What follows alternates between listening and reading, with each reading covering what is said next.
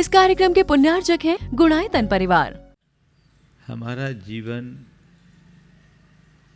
हमारी सोच से नियंत्रित और संचालित होता है। हमारी अच्छी बुरी सोच अच्छे बुरे जीवन का निर्धारण करती है।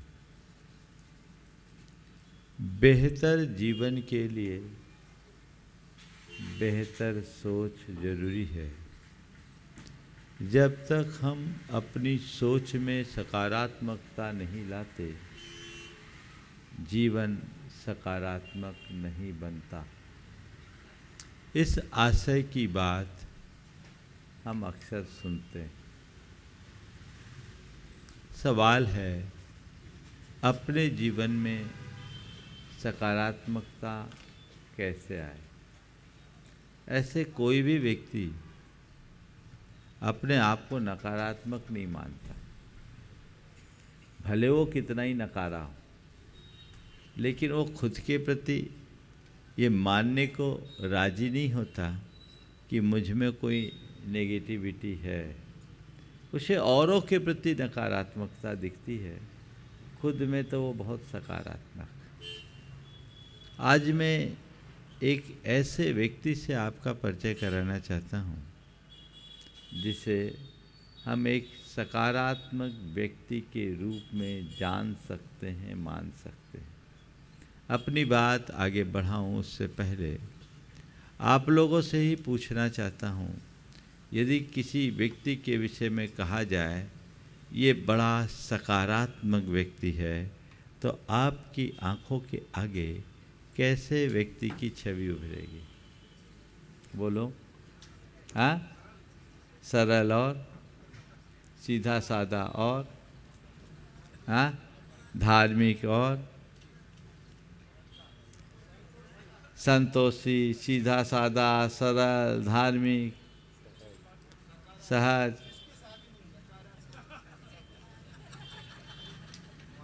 एक बोल रहे जिसकी शादी नहीं हुई, मतलब जितने ने शादी कर ली सब नकारे हो गए। अब नकारे हुए हो या न हुए, बेचारे तो हो ही गए, इसमें कोई संशय नहीं।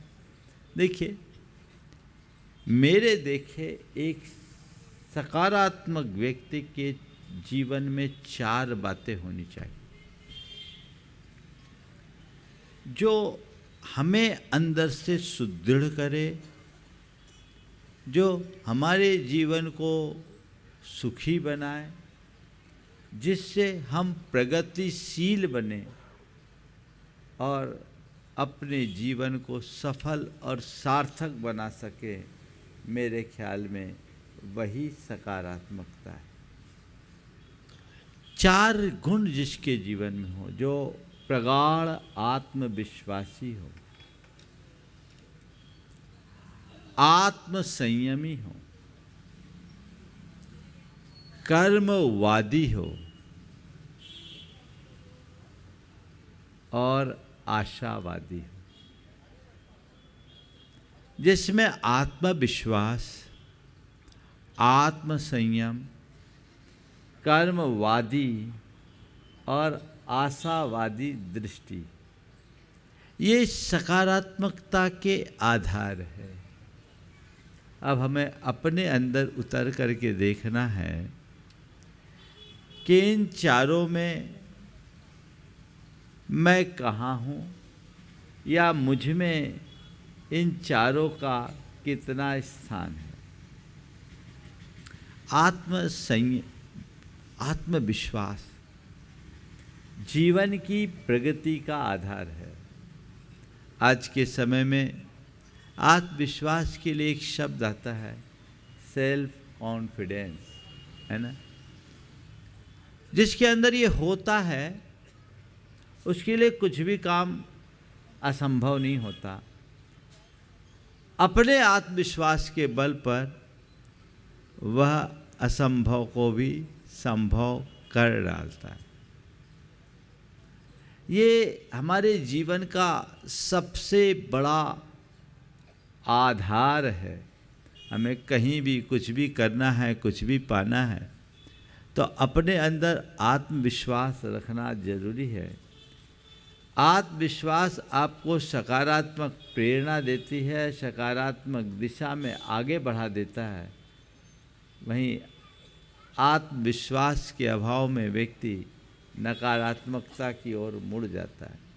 इसे दूसरे शब्दों में कहूँ, जो सकारात्मक होते हैं वो प्रगाढ़ आत्मविश्वासी होते हैं, और जो नकारात्मक होते हैं उनका आत्मविश्वास बहुत कमज़ोर होता है।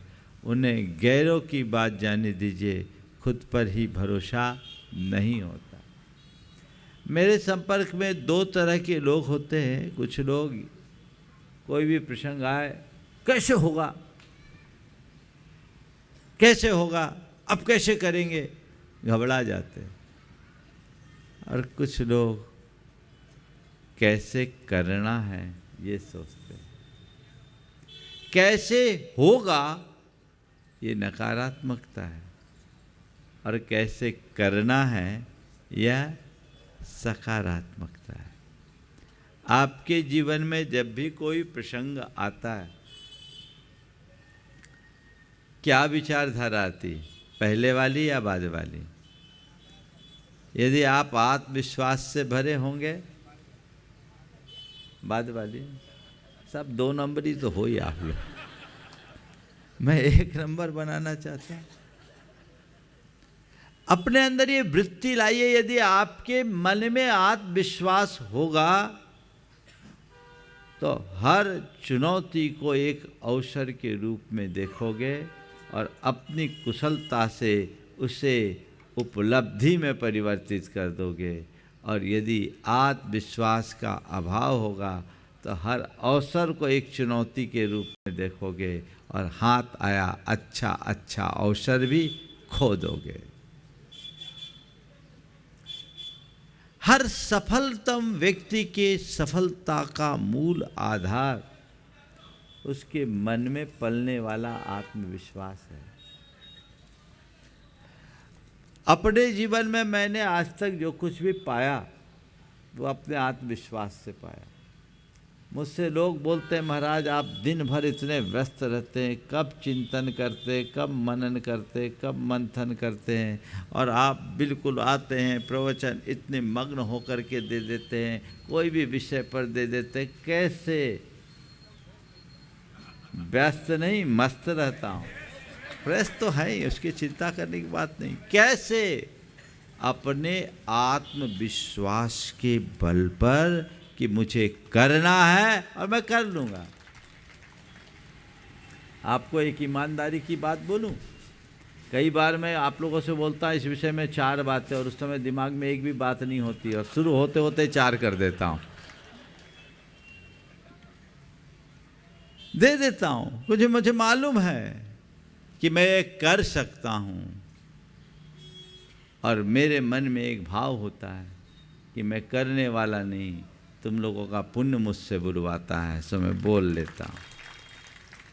आत्मविश्वास मेरे भीतर करने की प्रेरणा जगाता है और अकर्तृत्व मुझे मेरे अहंकार से बचाता है। दोनों चीजें जीवन में बहुत जरूरी है। यदि आपके अंदर आत्मविश्वास होगा तो किसी भी प्रकार की नकारात्मकता कभी भी हावी नहीं होगी। फिर जीवन में किसी भी प्रकार का द्वंद्व और दुविधा उपस्थित नहीं होगी। आप चाहे जिस काम को अंजाम देने में समर्थ हो सकोगे। इसलिए प्रगाढ़ आत्मविश्वासी बनिए। लेकिन ये बाहर का ही आत्मविश्वास पर्याप्त नहीं। सच्चे अर्थों में आत्मविश्वासी बनना चाहते हो तो आत्मा पर विश्वास कीजिए। प्रायः आत्मविश्वासी लोगों के साथ ऐसा हो सकता है कि वो दुस्साहसी हो जाए। आत्मविश्वासी दुस्साहसी हो जाए, ऐसा तो हो सकता है। लेकिन जिसका अपनी आत्मा पर विश्वास जग जाता है, उनका जीवन बड़ा संयत और सधा हुआ होता है। जानो मैं कौन हूं, मैं एक आत्मा हूं जिसका एक प्रदेश भी इधर से उधर होने वाला नहीं है, जो अजर है, अमर है और अविनाशी है। मैं अजर अमर अविनाशी आत्म तत्व हूं जिसमें कुछ भी फेर बदल संभव नहीं, शाश्वत आत्मा हूं। जीवन में जो भी प्रसंग बनते हैं, बदलते हैं, ये ऊपर के संयोग है। यहां न सुख है, न दुख है, न लाभ है, न हानि है, न संयोग है, न वियोग है, न जय है, न पराजय है, न मान है, न सम्मान है, अपमान है, न अच्छा है, न बुरा है, न ऊंचा है, न नीचा। बस मैं वह हूं। उस पर विश्वास होने पर कुछ पाने और खोने का लोभ या डर रहेगा क्या? जब मनुष्य भय और लोभ से मुक्त हो जाता है, जीवन आनंद से भर जाता है। उस पर विश्वास कीजिए जो जीवन का सत्य है, और जिसे अपने आत्म तत्व पर विश्वास होता है, आत्म तत्व का श्रद्धान होता है, वह पूरी तरह सकारात्मक होता है। और हमारे तीर्थंकर भगवंतों ने उसे एक टाइटल दे दिया, सम्यक दृष्टि। क्या दिया? सम्यक दृष्टि, यानी जिसकी दृष्टि सम्यक दृष्टि, यानी सोच, जिसकी मान्यता, जिसकी सोच, जिसकी अवधारणा सही हो वो सम्यक दृष्टि, और जिसकी मान्यता, सोच और अवधारणा उल्टी हो वो मिथ्या दृष्टि। सम्यक दृष्टि यानी सकारात्मक, और मिथ्या दृष्टि अर्थात नकारात्मक। बोलो कहाँ हो? कहाँ हो? बोलो तो। सकुचाओ नहीं, मैं तो आप लोगों के भीतर एक सम्यक दृष्टि देख रहा हूँ। हो ना सब सम्यक दृष्टि? हाँ है ना? अरे हैं महाराज, आप आशीर्वाद दो, नहीं हो तो बन जाएंगे। बनना तो वही है। लक्ष्य वैसा बनाइए, पुरुषार्थ जगा लीजिए, जीवन आगे बढ़ेगा। तो मुझे चारों बातें करनी है, इसलिए मैं आगे बढ़ता हूँ। अपने आत्मविश्वास को बने रहने दीजिए, चाहे कैसी भी परिस्थिति क्यों ना हो, उसे मत खोइए। वो बहुत बड़ा संबल बनेगा। दूसरा है आत्म संयम। प्रायः भावनात्मक आवेग में मनुष्य अपना आत्म संयम खो बैठता है, और जब आत्म संयम खोता है, नकारात्मक आवेग उत्पन्न होते हैं, और ऐसी स्थिति में नकारात्मक प्रतिक्रियाएं कर बैठता है। बाद में सोचता है, पछताता है, खामोखा हमने ये गलती कर दी। होता है। बेवजह किसी से आपने उल जलूल बोल दिया, बेमतलब किसी पर आपने गुस्सा कर दिया, बेकारण किसी को आपने डांट दिया, बिना प्रयोजन के आपने किसी को अपमानित कर दिया। होता है। इससे इसका परिणाम क्या निकलता है? परिणाम क्या आता है? परिणाम एक ही आता है कि इसके कारण अपना मन खराब होता है, अपना व्यवहार खराब होता है, अपना पूरा जीवन खराब हो जाता है। और कभी कभी इस भावनात्मक आवेग के पीछे तो लोग अपना पूरा कैरियर खराब कर देते हैं। आजकल बड़े बड़े कारपोरेट्स में समय समय पर जो ट्रेनिंग दी जाती है, उसमें उनको ये बताया जाता है कि अपने इमोशंस पर कैसे बैलेंस करना, उस पर कैसे कंट्रोल करना, क्योंकि यहाँ थोड़ा सा अनियंत्रण महाविनाश का कारण बन सकता है। होता है। संयम रखिए, आत्म संयम जगाइए। सोच अपने आप सकारात्मक होगा। जो व्यक्ति जीवन के प्रति सकारात्मक होता है वो आत्मनियंत्रण कभी नहीं खोता। वो चीज़ों को देख समझ करके चलता है और जीवन में संतुलन बनाए रखता है। महाराज आप तो ये बता दो कि आत्मनियंत्रण कैसे लाएं, है ना। महत्व की बात तो ये।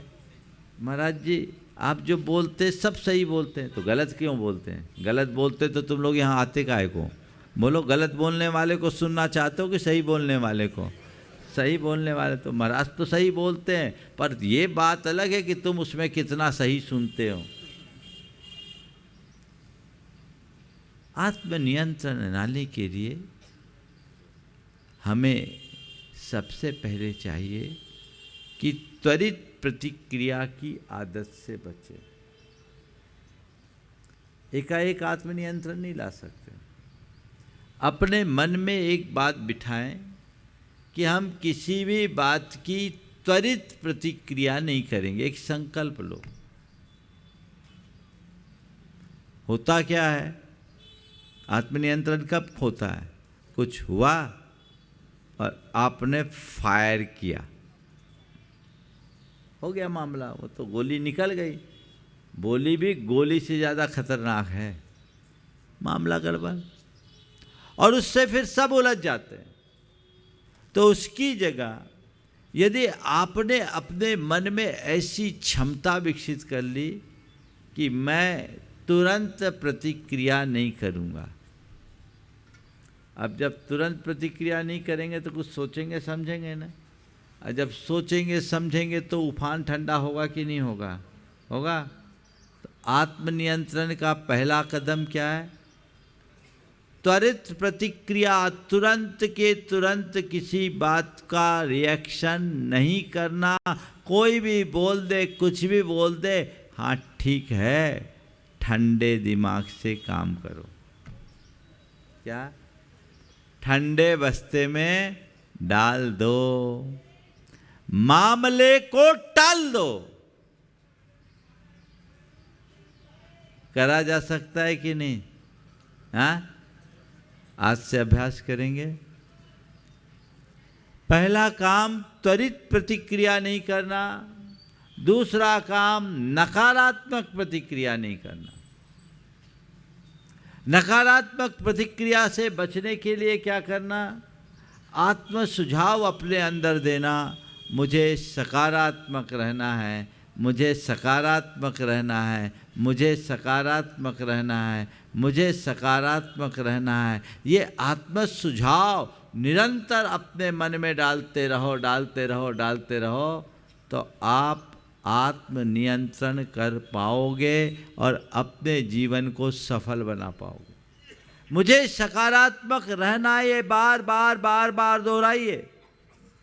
इसी प्रकार जैसे अभी आत्मविश्वास की बात मैंने की, आप महसूस कीजिए कि मैं आत्मविश्वासी हूँ और मेरा आत्मविश्वास बढ़ रहा है, मेरा मनोबल बढ़ रहा है, मुझ में सकारात्मकता है और मुझे आत्मविश्वासी बनना है, मैं आत्मविश्वासी हूँ। ये धारणा अपने मन में बार बार दोहराएं और इस प्रकार के आत्म सुझाव अपने मन को देने लगेंगे तो काम अपने आप बनेगा। समझ गए? आत्मनियंत्रण का ये दूसरा उपाय आत्म सुझाव। किसके आत्म सुझाव? मुझे सकारात्मक रहना है, मुझे सकारात्मक रहना है। बस ये दो काम कर लो, नियंत्रण अपने आप आ जाएगा। ज़्यादा कुछ करने की ज़रूरत नहीं है। अभ्यास में लाइए, देखिए जीवन में कितना बदलाव आता है और ये जीवन में आमूल चूल परिवर्तन ला सकता है यदि हमारी ऐसी दृष्टि विकसित हो जाए तब। तो दूसरी बात, एक अपने जीवन में सकारात्मकता को बनाए रखने के लिए क्या करना है? आत्मनियंत्रण, सेल्फ कंट्रोल। कोई भी चीज़ हो उसे आप ध्यान में रखेंगे तो सुनिश्चित रूप से अपने जीवन को आप बहुत सुंदर बना सकेंगे। तीसरी बात है कर्मवादी बने। कर्मवादी बनने का मतलब इसे दो संदर्भ में देखें। अपने पुरुषार्थ पर भरोसा करें पहला, और दूसरा कर्म सिद्धांत पर विश्वास करें। कुछ लोग हैं जो उद्यमी नहीं बनना चाहते, आलसी होते हैं। वो चाहते सब कुछ हमें शॉर्टकट में मिल जाए। ये चीजें कतई अच्छी नहीं है।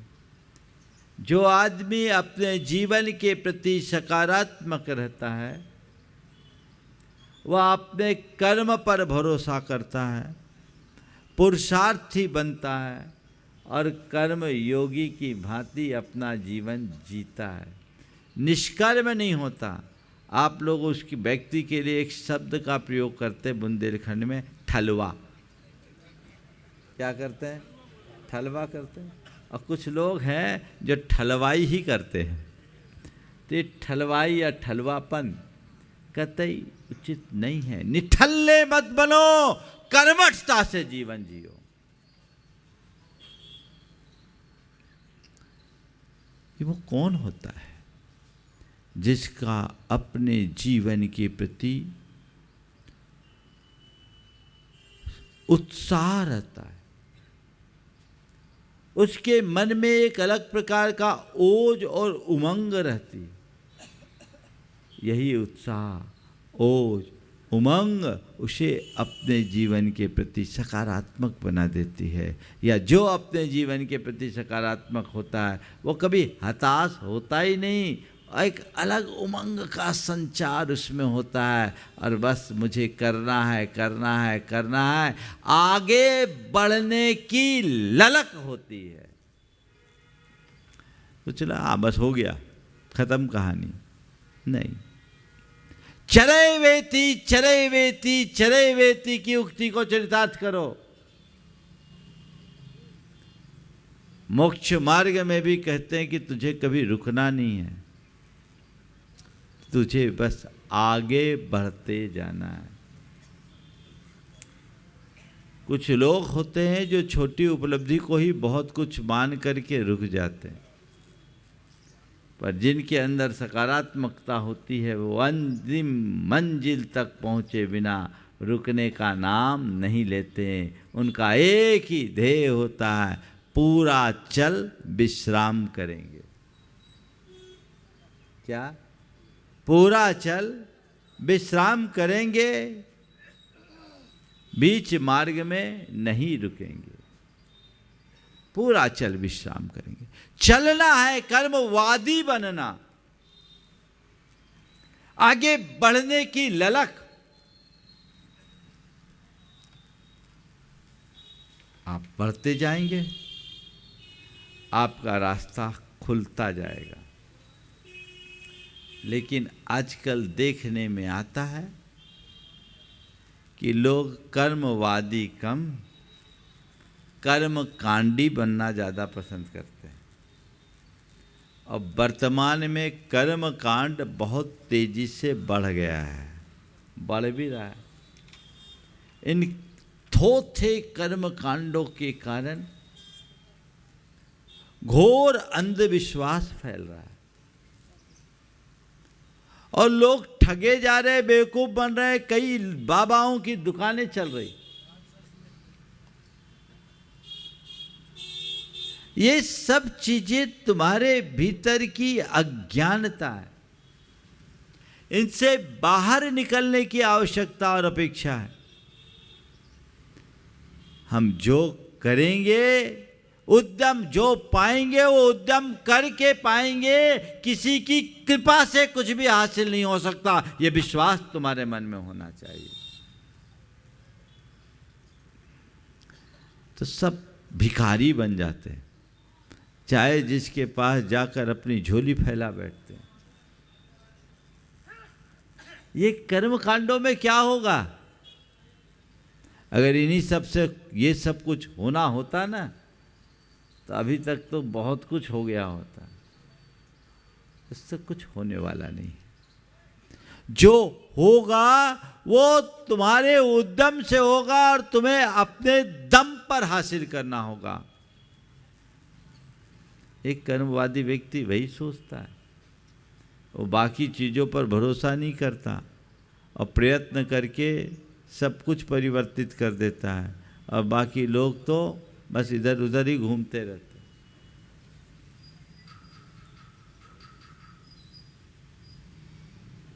एक आदमी एक ज्योतिषी के यहाँ गया, उससे पूछा कि मेरी दुकान नहीं चल रही, मैं क्या करूं? दुकान नहीं चल रही है, मैं क्या करूं? उन्होंने कहा कुछ नहीं, 7 मिर्ची और 3 नींबू हर शनिवार को अपनी दुकान में टांग देना।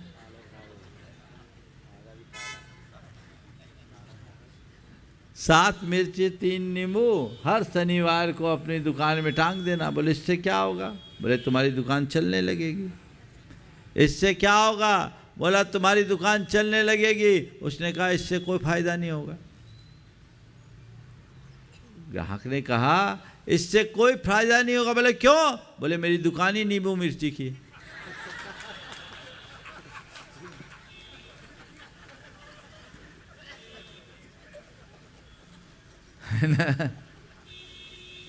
जा कहां रहे हम? हाँ, प्रेरणा लो जिससे तुम्हारा आत्मविश्वास जगे। बुझते हुए मन में उमंग की किरण प्रकट हो, इसमें कोई बुराई नहीं। हम गुरुओं का आशीर्वाद क्या करता है? कुछ नहीं करता। तुम्हारे भीतर उत्साह का संचार करता है, सकारात्मकता को विकसित करता है, आत्मविश्वास बढ़ जाता है, परिणाम तुम्हारे हाथ में आता है और तुम सारा श्रेय उनको दे देते हो जिनके आशीर्वाद से हुआ। महाराज आपके आशीर्वाद से हुआ। किसी के आशीर्वाद से कुछ नहीं होता। जो होगा तुम्हारे उद्यम से होगा, और तुम्हारे उद्यम से भी तभी होगा जब तुम्हारे कर्मों का अनुकूल उदय होगा। कर्म सिद्धांत पर विश्वास रखो। कर्मवादी होने का दूसरा मतलब ये है। एक राजा था, परचक्र ने अचानक आक्रमण किया, सारा राज्य खो गया। गुप्त मार्ग से उसे जान बचाकर भागना पड़ा, जंगल में चला गया। उसके साथ सेना की एक छोटी सी टुकड़ी थी। जंगल में उसे एक संत मिले। संत के सामने उसने अपनी समस्या रखी। संत ने उसकी बात सुनी और उससे कहा घबराने की कोई बात नहीं, तुम अभी भी राजा हो, घबराओ मत और खोए हुए राज्य को पालोगे मेरा आशीर्वाद। बोले महाराज राज्य मिल जाएगा? बोले देखो मेरे पास एक चमत्कारी सिक्का है, मैं उसे उछालता हूँ, तुम हेड या टेल बोलना, जो सामने आएगा वो तुम्हारा फैसला कर देगा। बोले ठीक। उसने सिक्का उछाला, हेड बोला, हेड आया। बोले जाओ, विजय सुनिश्चित है। बोले सेना की टुकड़ी थोड़ी सी है, 20 तो सैनिक है। बोले तुम चिंता मत करो, ये 20 हजार में भारी पड़ेंगे, मेरा आशीर्वाद है, तुम जाओ। गया। योजनाबद्ध तरीके से उसने धीरे धीरे अपने सैन्य संतुलन को बढ़ाया, सैन्य शक्ति बढ़ाई, और एक दिन तरीके से उसने आक्रमण किया और खोए हुए साम्राज्य को फिर से प्राप्त कर लिया।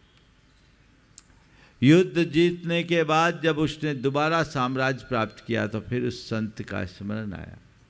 संत के चरणों में आभार प्रकट करने के लिए गया। कहा गुरुदेव बड़ी कृपा कर दी आपने, मेरा उद्धार कर दिया, आपके आशीर्वाद से मेरा खोया हुआ साम्राज्य मुझे मिल गया। बड़ी कृपा कर दी आपने, आपने मेरा उद्धार कर दिया, आपके आशीर्वाद से मेरा खोया हुआ साम्राज्य मुझे मिल गया। संत ने मुस्कुराते हुए कहा, मैंने क्या किया है? तो तू खुद लड़ाई लड़ा, तेरे युद्ध में तुझे सफलता। अरे महाराज, ये सारा चमत्कार आपके सिक्के का था, आपने आशीर्वाद दिया, हो गया। संत ने फिर से झोला में हाथ डाला और कहा, थोड़ा हाथ बढ़ा। उसने हाथ बढ़ाया, उसके हाथ में सिक्के को रखा, सिक्का रखा, बोला इसे पलटो। पलटा, भौचक्क रह गया, दोनों तरफ हेड था, दोनों तरफ हेड था। संत ने कहा, मैंने कुछ नहीं किया, केवल और केवल तेरा आत्मविश्वास बढ़ाया। उनका ही आशीर्वाद लो जो तुम्हारा आत्मविश्वास जगाए, उनके चक्कर में बिल्कुल मत पड़ो जो तुम्हारा अंधविश्वास बढ़ाए। समझ गए? जिसके पास जाकर आत्मविश्वास बढ़े, तत्व ज्ञान हो, जीवन की सही समझ विकसित हो सके और अपने जीवन में आगत समस्याओं का निदान करने का रास्ता खोज सको, उनके पास जाओ। और जो तुमको ऊपर के टोटके और पुड़िया दे के उसी में उलझा दे, तुम्हारे अंधविश्वास को और बढ़ा दे, तुम्हारे मनोबल को और कमज़ोर कर दे, तो क्या पाओगे? और ऐसे लोग यही करते हैं, सबसे पहले तुम्हारा मनोबल तोड़ते हैं और अपने ग्रिप में लेते हैं। मनोबल तोड़ते हैं, अपने ग्रिप में लेते हैं, और अपने ग्रिप में लेने के बाद तुमसे वह सब कुछ करवा लेते हैं जो वो चाहते हैं। कर्मवादी बनिए, कर्म कांडी नहीं। कर्म सिद्धांत के विश्वासी बनिए, अंधविश्वासी नहीं। जो मेरे कर्म के उदय में होना होगा सो होगा, और ये जो भी होगा वो केवल ऊपर होगा, भीतर कुछ भी नहीं होने वाला। सारा बदलाव बाहर है, भीतर तो जो है वह शाश्वत है। ये श्रद्धान अपने मन में जग गया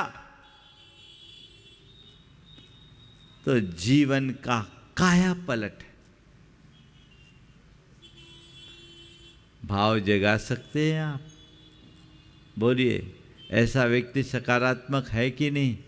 हाँ, अपने अंदर ऐसी ही सकारात्मकता को विकसित करना है। आखिरी बात, आशावादी बने,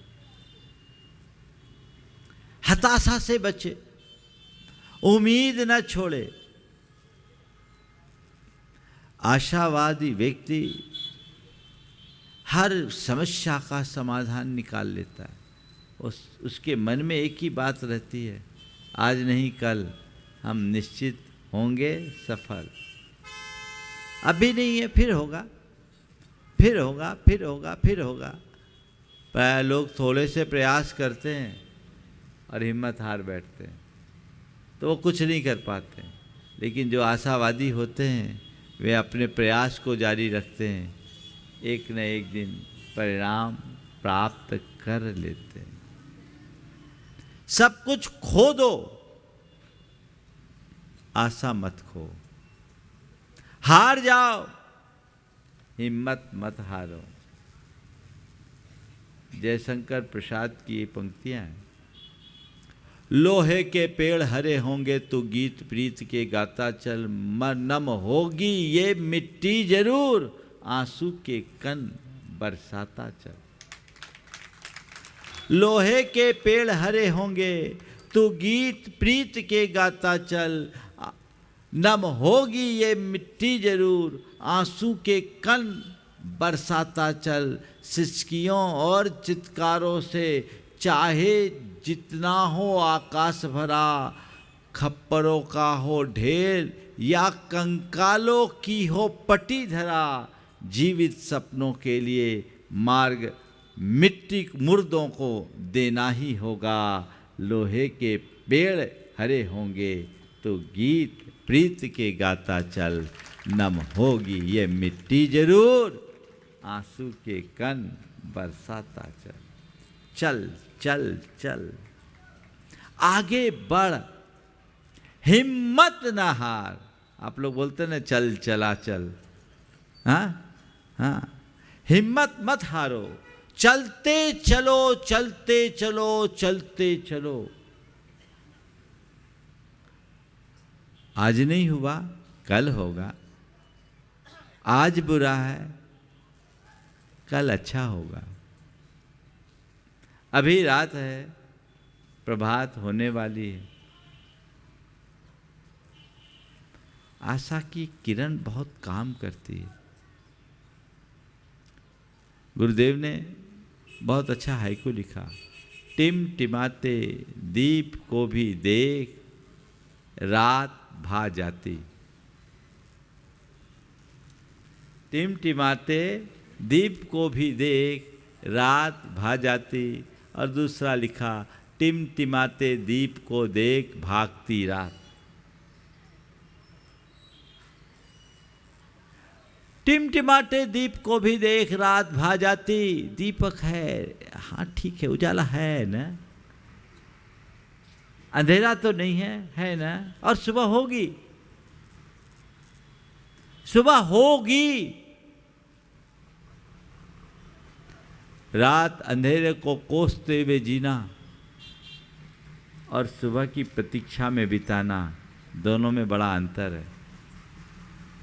जिसकी सोच नकारात्मक होगी वो पूरी रात को कोसेगा, और जिसकी सोच सकारात्मक होगी वो सुबह की प्रतीक्षा में रात बिताएगा।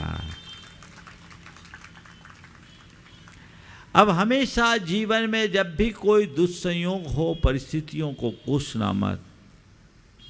एक ही बात मन में बिठाना, अभी रात है, सुबह होने वाली है, सुबह होगी, आगे बढ़ो।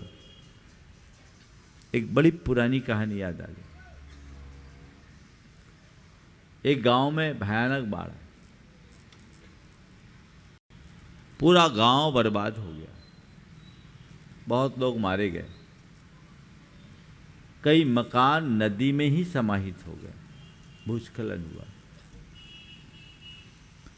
उस गांव में एक अनाथ बच्चा बचा, माँ बाप सब मर गए, बच्चा था। गांव के लोग पास के शहर के एक दयालु सेठ के पास ले गए कि आप इसे कोई काम दे दो, ये अनाथ है, इसके पास कुछ नहीं, इसका सब नष्ट हो गया। सेठ ने कहा कोई बात नहीं, 2 बोरा अनाज देता हूँ, उस पार जाके बेच ले, जो कमाई होगी वो तेरी। 2 बोरा अनाज देता हूँ, उस पार जाके बेच ले, जो कमाई होगी वो तेरी। वो अनाज लेकर गया, संयोग से नाव डूब गई, अनाज डूब गया। जैसे तैसे वह नाविकों ने उसे पार लगाया, बच गया। अब क्या मुँह लेके जाए सेठ के पास? फिर भी सेठ के पास गया, पहुंचने के पहले ही खबर सेठ के पास पहुंच गई थी। कहा कोई बात नहीं, अगले हफ्ता देखेंगे, जो हो गया सो हो गया, नाव डूबी, तुम बच गए, ये बड़ी बात। अगला हफ्ता आया, सेठ ने उसे बुलाया, बोला ले 4 बोरा अनाज लेकर जाओ। 4 बोरा अनाज लेकर गया। इस बार भी दुर्भाग्य ने पीछा नहीं छोड़ा, फिर नाव डगमगाई, नाव डूब गई। इस कार्यक्रम के पुण्यार्जक थे गुणायतन परिवार।